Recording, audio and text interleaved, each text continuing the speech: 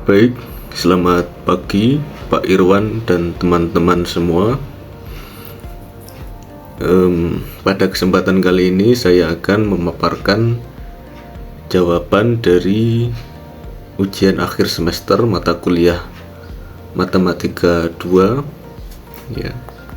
Di sini dengan saya Syafiq Nifzeni Miskiantoro dengan NIU 537558. Baik, langsung saja menuju ke pembahasan soal yang pertama. Given the simplified cobweb model ditunjukkan dengan persamaan seperti ini. As a second order difference equation. By using theorem 20.6 di Hoy, kita disuruh menentukan solusi dari persamaan difference equation yang ini. Juga perintah yang kedua disuruh menentukan apakah harga akan konvergen ke nilai steady state atau menuju ke kestabilan. Ya, dengan T ini 0,1 sampai 2 dan seterusnya. Oke, tadi diketahui parameter B-12, G6, rho setengah, F15 dan A74. Kita substitusi parameternya ke persamaan. Ya, kita mulai dari yang di tengah ini dulu. G per B itu sama dengan G nya 6 per min B nya per B nya min 12, didapat hasil minus setengah. Ya. Kemudian untuk yang 1 min rho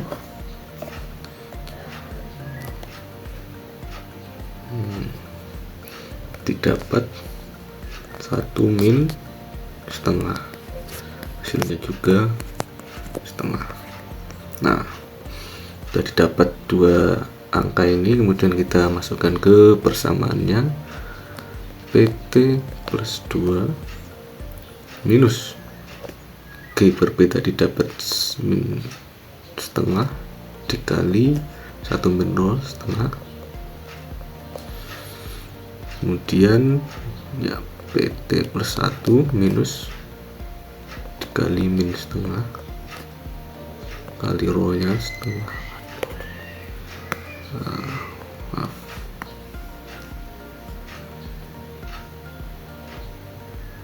dikali setengah. PT sama dengan F min A, F nya 15 min A. Oh, hanya 75 di sini, mohon maaf. Ini berarti 75.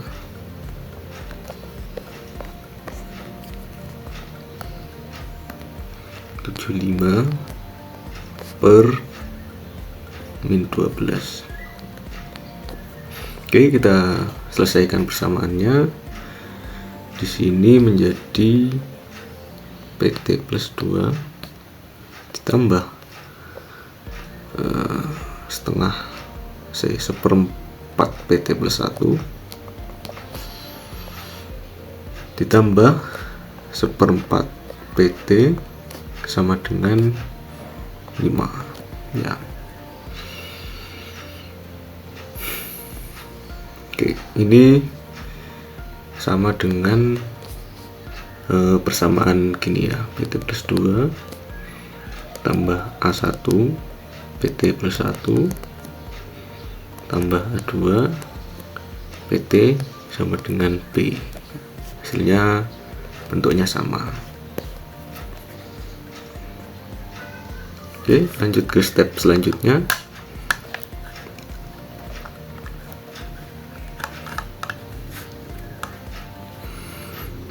Nah, untuk menyelesaikan persamaan difference homogen, kita persamaan tadi yang di sini sudah kita dapatkan.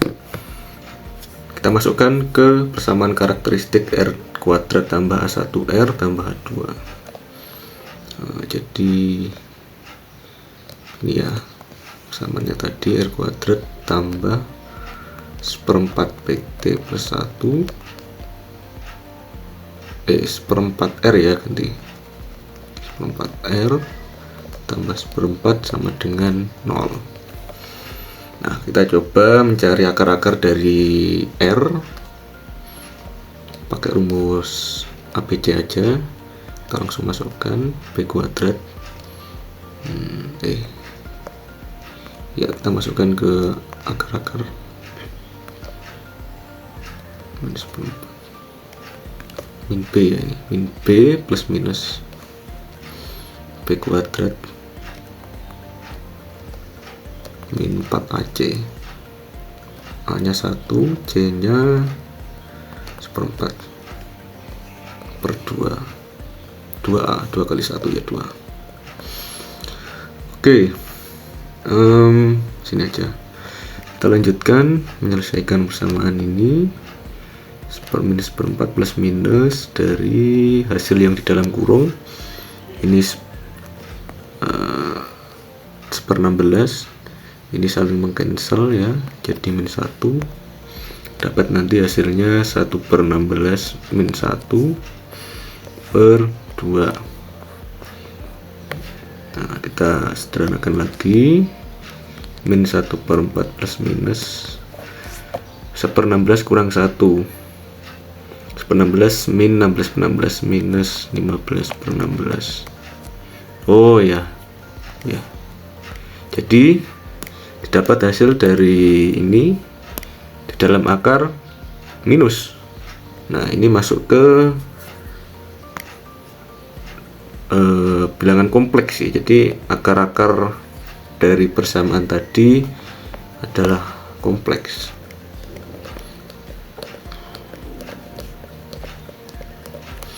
Akar kompleks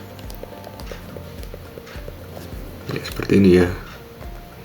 Nah, lanjut ke step selanjutnya. Berdasarkan teorema 26 dalam buku Hoy, jika persamaan orde 2 memiliki akar kompleks, maka solusi umum dinyatakan sebagai berikut ya. Kita langsung saja substitusikan tadi A1 nya. Untuk A1 tadi ini ya, A1 nya ini, A2 ini, dan B5 ya, B nya ini. Oke, kita langsung aja masukkan. Saya zoom dulu. Jadi PT sama dengan seperempat T per 2 pangkat T per 2 kali CI cos theta T ditambah C2 nya tadi seperempat juga, seperempat salah maaf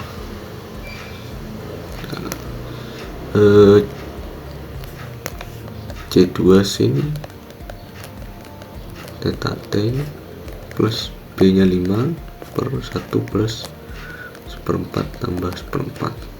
Nah, langsung kita selesaikan saja untuk persamaannya. Seperempat T per 2. Nah, ini tetap konstanta 1 cos theta T ditambah konstanta 2 sin theta T plus yang di ini sama hasilnya dengan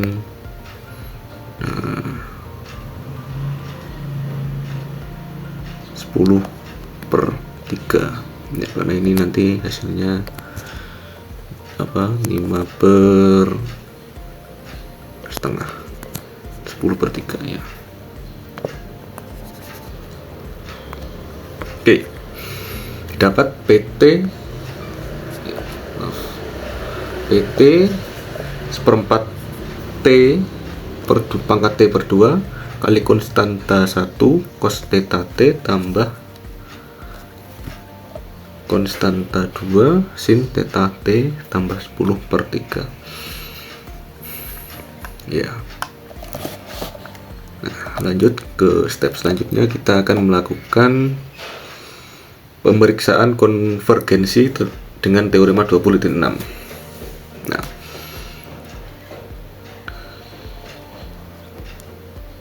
bahwa akar-akar karakteristik akan memiliki modulus kurang dari 1 sehingga konvergen ya. Ini untuk mencari apakah persamaan tadi konvergen atau tidak dengan pembuktian melalui teorema 26. Dengan ini ya, 3 langkah ini, dengan tadi didapat A1 A2 nya sama yaitu 1/4. Kita lakukan substitusi langsung, berarti 1 ditambah 1/4 tambah 1/4, ini hasilnya berapa ini? 1,5 ya. 1,5 ini lebih besar dari 0. Sorry.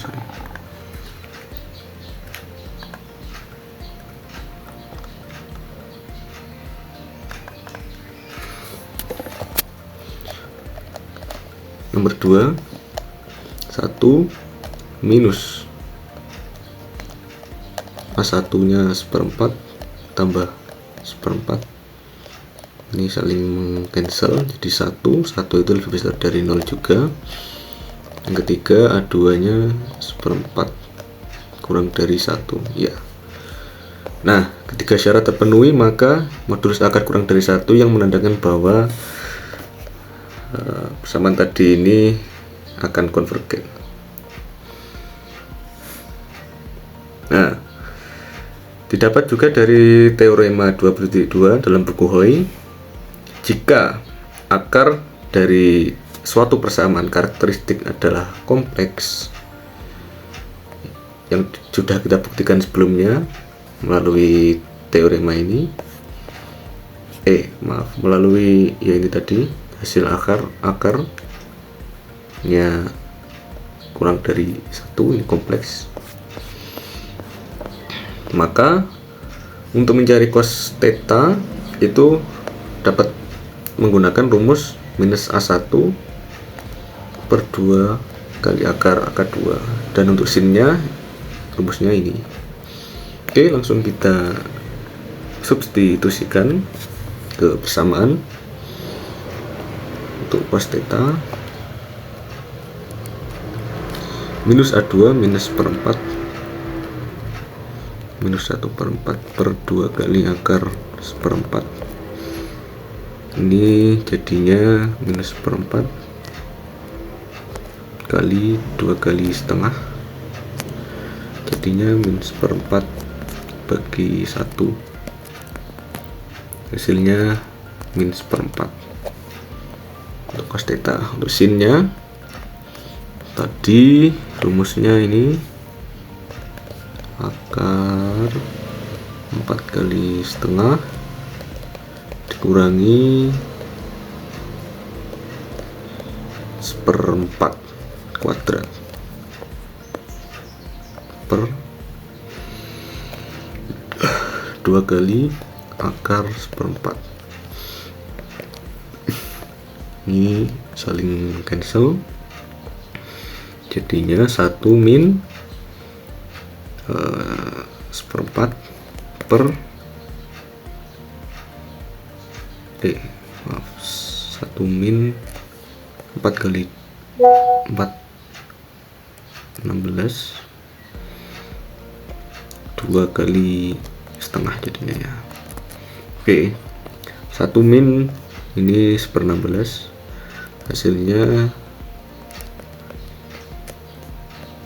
15/16 dibagi 1 ya tetap 15/16, atau kita dapat akar 15/16 nya diakarkan, hasilnya 4 ya. Untuk cos theta didapat nilai minus 1/4, dan untuk sinnya sin theta akar 15 per 4.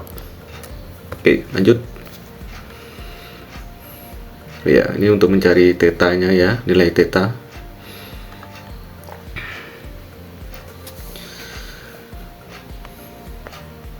Dapat cos tetanya tadi minus 1/4. Nah, karena nilai teta cos teta minus 1/4 ini tidak ada ya di tabel trigonometri, kita lakukan penghitungan lain. Dapat arc cos ini bisa dilakukan melalui perhitungan matematis biasa ya, trigonometri, yaitu arc cos theta sama dengan arc cos min 1/4 ya, karena cos itu nilainya diri dia sendiri, nilai dari ini 1/4, jadi tetap ya. Nah, sudah didapat seluruh nilai dari variabel-variabelnya, kita masukkan ke hasil akhir. Nah, ini tadi didapat model PT plus 2 ditambah 1/4 PT plus 1 tambah 1/4 PT sama dengan 5, memiliki akar kompleks dengan modulus kurang dari 1, sehingga solusi umumnya didapat ini tadi 1/2T. Ini sama saja ya dengan tadi nilai yang kita dapat. Nah, sebenarnya nilainya sama dengan nilai yang tadi kita dapat, yaitu 1/4 pangkat berapa tadi?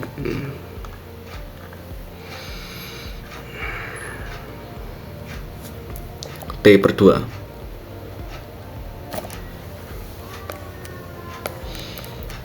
Kali konstanta 1 cos theta T plus konstanta 2 sin theta T plus back barnya ini 10/3 dengan theta arc cos per 4 atau kurang lebihnya 1,823 radian.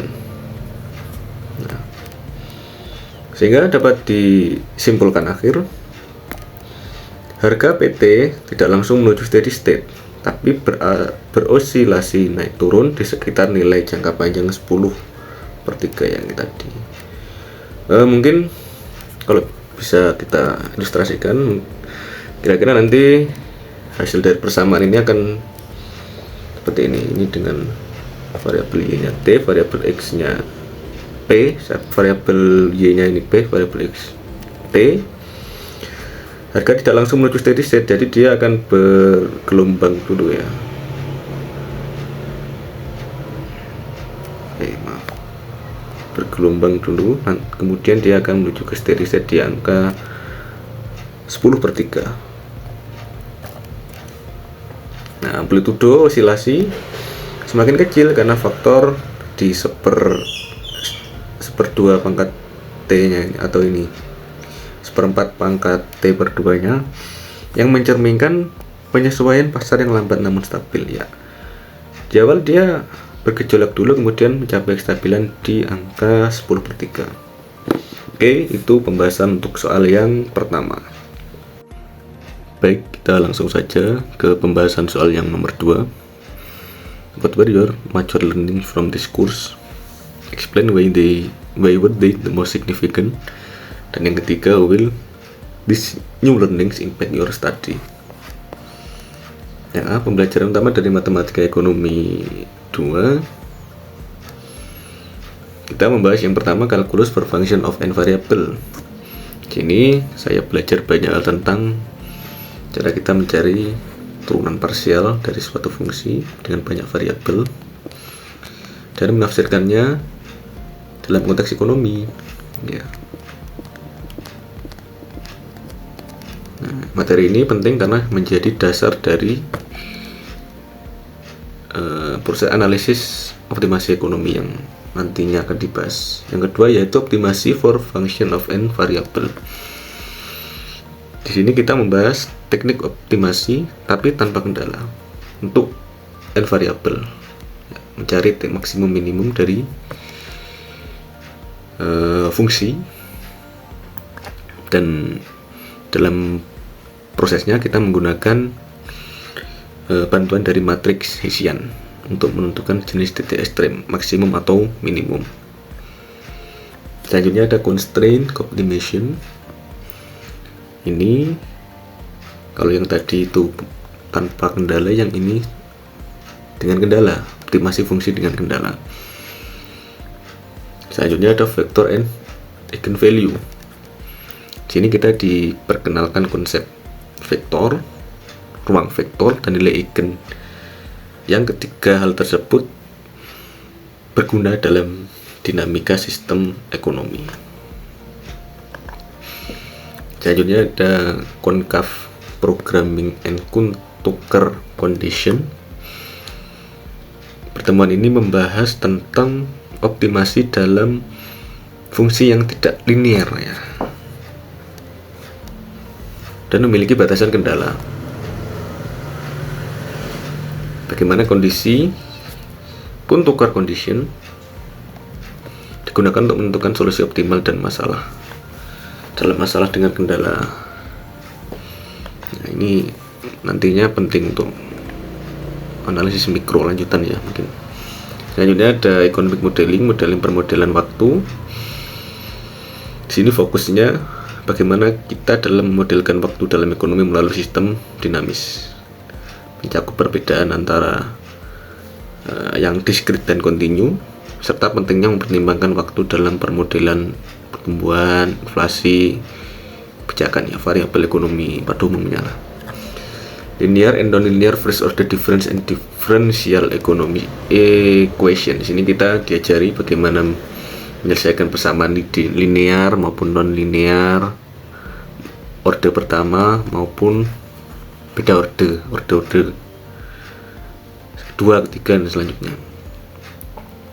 Ya, kira-kira ini yang pembelajaran utama dari matematika ekonomi 2. Lanjut ke kenapa materi ini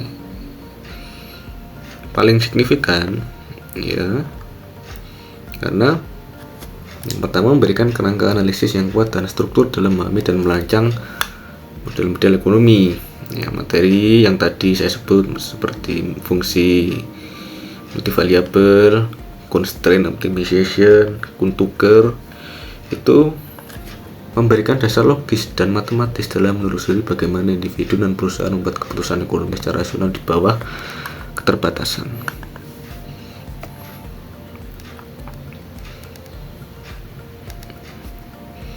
Nah, lanjut pembahasan yang tadi, difference equation, diferensial, non-linear maupun non-linear, itu relevan karena ekonomi bersifat dinamis ya, bukan studi statis. Materi ini mengajarkan bahwa ekonomi itu bukan sekedar studi statis, tapi perubahan dari waktu ke waktu yang dapat dimodelkan secara sistematis. Nah, tadi misalnya tentang optimal control, optimization, yaitu membuka wawasan bahwa ekonomi itu juga bukan hanya kita berfokus pada target, tapi juga merancang jalur optimal untuk mencapainya dengan mempertimbangkan aspek seperti waktu, biaya, dampak internasional, juga dampak intertemporal, dampak waktu. Nah, yang paling penting juga, signifikansi dari materi ini terletak pada keterpaduan antara teori dan aplikasi. Di sini saya belajar bahwa matematika itu tidak hanya berfokus pada teori, rumus, tapi juga bagaimana matematika dapat digunakan dalam memahami realitas ekonomi dan mengambil keputusan kebijakan penting bagi stakeholder terkait. Nah, selanjutnya dampak ke proses studi. Pembelajaran dari mata kuliah ini tentunya akan sangat berdampak besar pada studi saya ke depan, karena sebagai bekal dalam memahami mata kuliah lanjutan seperti ya makroekonomi, ekonometrika, terus game teori pertumbuhan, kebijakan publik, semuanya. Sekarang secara praktis saya lebih mampu memahami dan membangun model ekonomi kuantitatif. Penting ketika nanti saya dalam menyusun skripsi, dalam riset artikel ilmiah yang memerlukan argumen kita berbasis data dan model, tidak hanya kualitatif menjelaskan hubungan antar variabel, tapi juga mampu memodelkannya secara formal dan mengujinya secara empiris. Nah, terakhir juga bermanfaat sebagai bekal untuk melanjutkan studi pasca sarjana atau bekerja di bidang perencanaan ekonomi. Nah, melalui tadi ini permodelan different equation dan diferensial, optimal kontrol juga, itu bermanfaat ketika saya ingin melanjutkan studi pasca sarjana atau bekerja di bidang perencanaan ekonomi pembangunan. Oke, lanjut kita ke soal yang ketiga.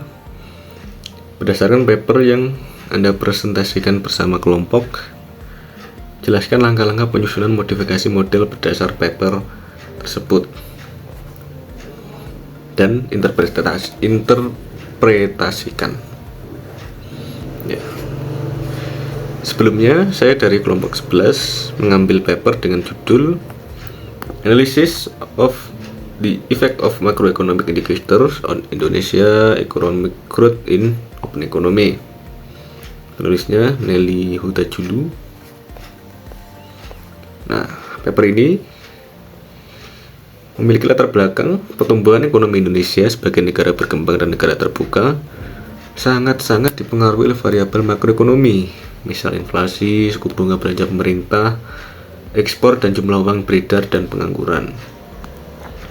Dalam paper ini, penulis menggunakan pendekatan teori Keynesian dalam ekonomi terbuka yang menekankan pentingnya permintaan agregat, serta pendekatan teori kuantitas uang dalam menjelaskan inflasi.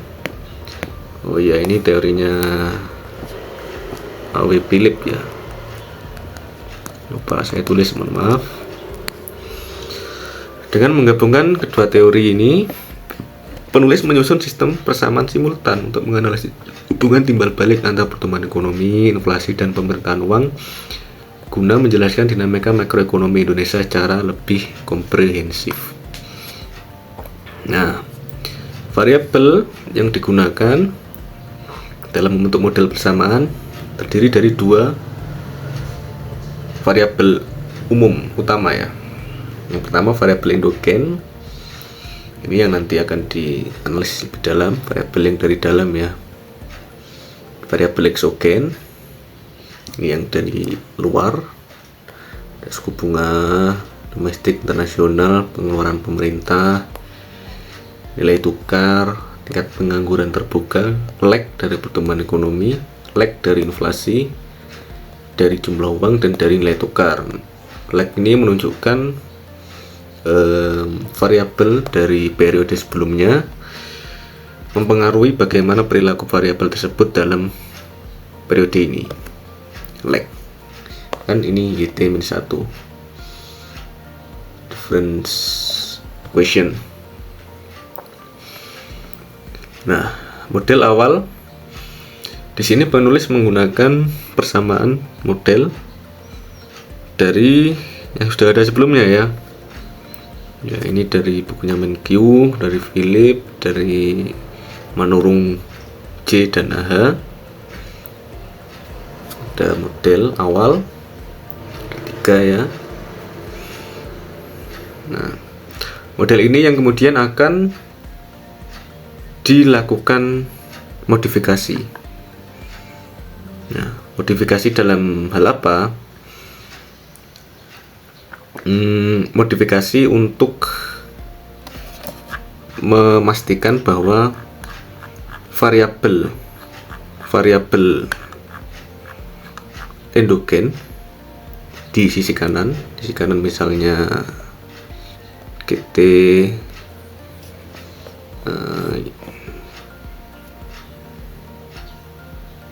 MT ini ya. Terus sisi kanan variabel ini inflasi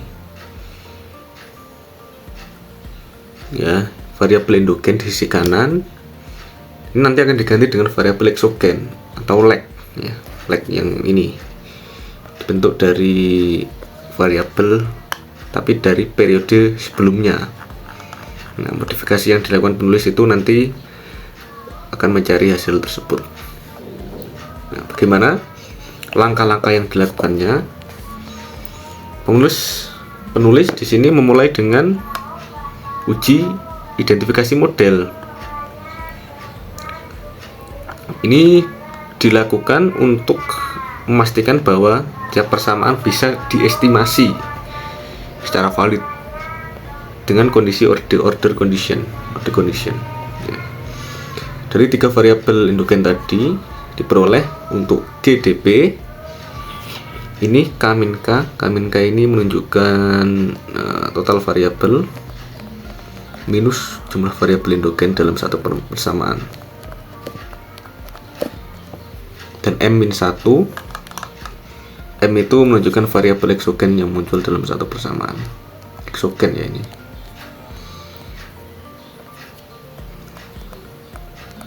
Yang pertama GDP ini menunjukkan hasil 3/2, lebih besar ya, artinya over identify, artinya ketiga variabel ini dapat digunakan untuk estimasi selanjutnya, misal dalam penggunaannya untuk two stage least square 2SLS. Nah, karena over identify juga, struktur model secara matematis dan teoretis valid untuk dilakukan estimasi parameter. Bisa untuk dilakukan tahap selanjutnya. Selanjutnya, uji stasionaritas menggunakan metode augmented decay Fuller ADF test. Nah, ini fungsinya untuk melihat apakah data bersifat stasioner, tidak mengandung tren, stasioner tetap, tidak bergelombang. Tujuannya untuk menentukan apakah masing-masing variabel bersifat stasioner tadi ditunjukkan parameternya apa, level min dan variance konstan terhadap waktu. Kemudian juga menghindari kemungkinan adanya regresi palsu yang dapat terjadi jika variabel tidak stasioner, digunakan langsung dalam regresi time series.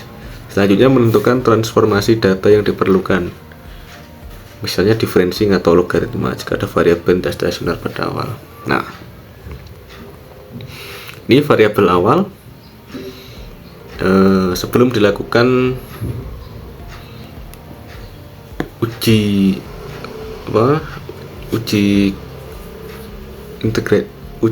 stasionaritas di awal, ini yang nilai awal ya, yang belum dilakukan difference equation, belum diganti kayak T-1, MT-1, YT-1. Ini yang awal, yang belum dilakukan difference equation. Nilainya, nilai value ADF itu lebih besar dari alpha, critical value-nya 5%. Ya, nilai dari ini lebih besar dari critical value, artinya nilai dari ini lebih kecil daripada critical value, sehingga dia stasioner. Yang government expenditure, karena nilainya ini lebih besar daripada critical value, dia tidak stasioner. Begitulah untuk variabel yang lain. Setelah dilakukan difference menggunakan tadi ya, mengganti dengan T-1 YT ini 1, didapatkan bahwa semua variabel ini menjadi stasioner, artinya tetap.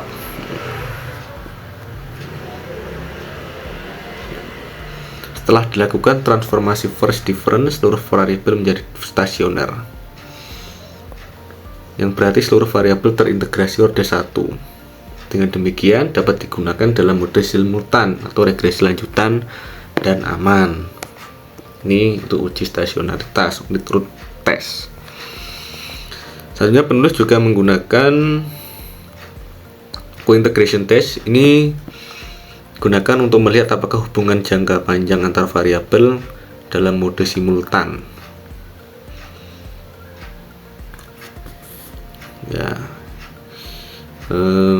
sini bisa dilihat critical value untuk trace statistik. Ini semuanya lebih besar dari critical value ya. Untuk eigen statistik juga sama, ini lebih besar semua dari critical value, sehingga ada hingga 6 vektor kointegrasi, artinya hubungan jangka panjang antar variabel memang kuat, sehingga bisa diubah ke mode bentuk reduced form, persamaan hasil modifikasi. Nah, tadi ada 3 persamaan ya. Untuk persamaan yang pertama, model setelah dilakukan reduced form itu dapat hasil ini koefisien dari tiap variabel. Nah, ini menunjukkan apa? Di sini ada variabel inflasi setahun sebelumnya, ada variabel BI rate, RT ini BI rate, GT government expenditure, YT-1 plus error ya. Nah, bisa dilihat inflasi periode sebelumnya ini positif terhadap pertumbuhan ekonomi.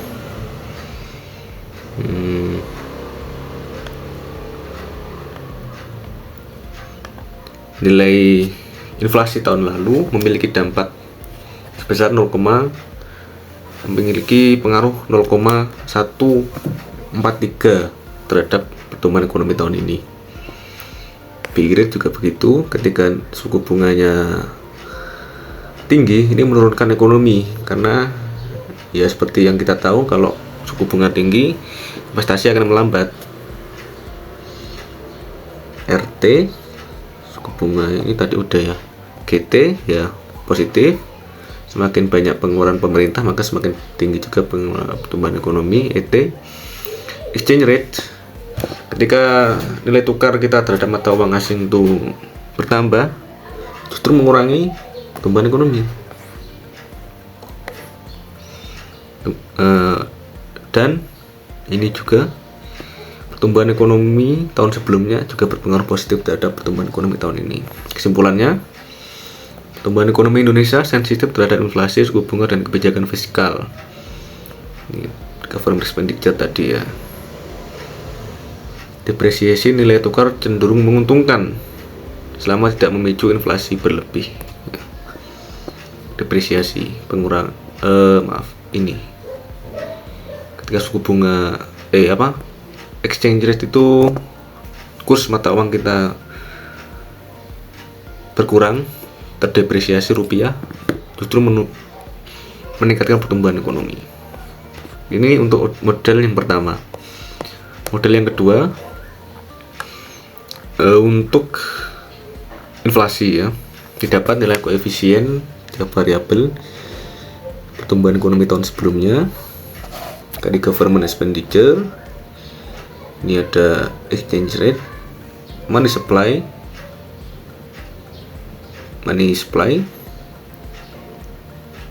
dan unemployment.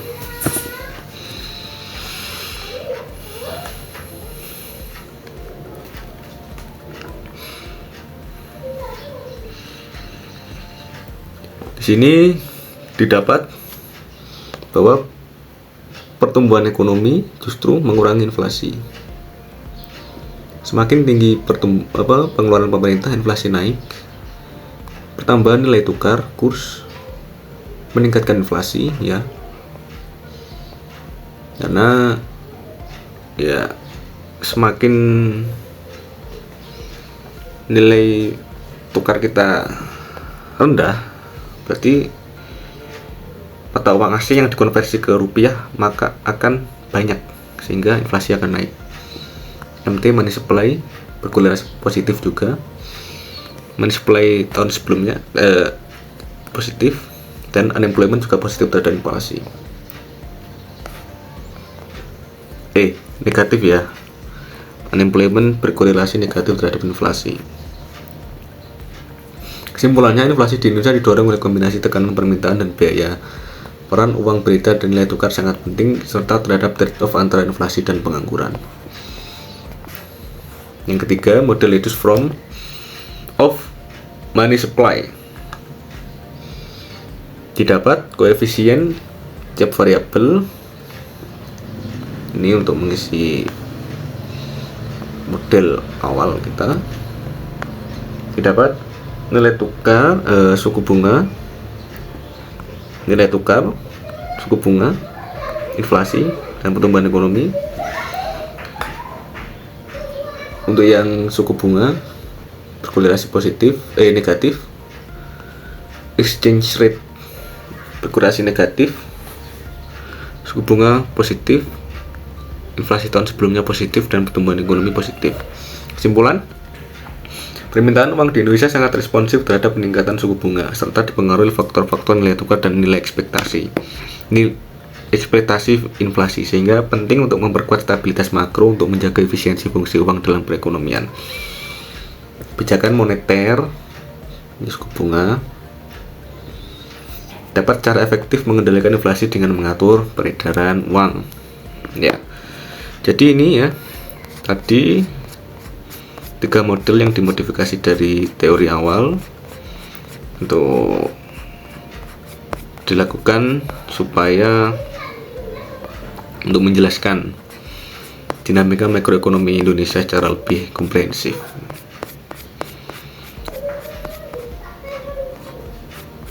Oke, sepertinya selesai untuk pembahasan saya soal 1 sampai soal 3.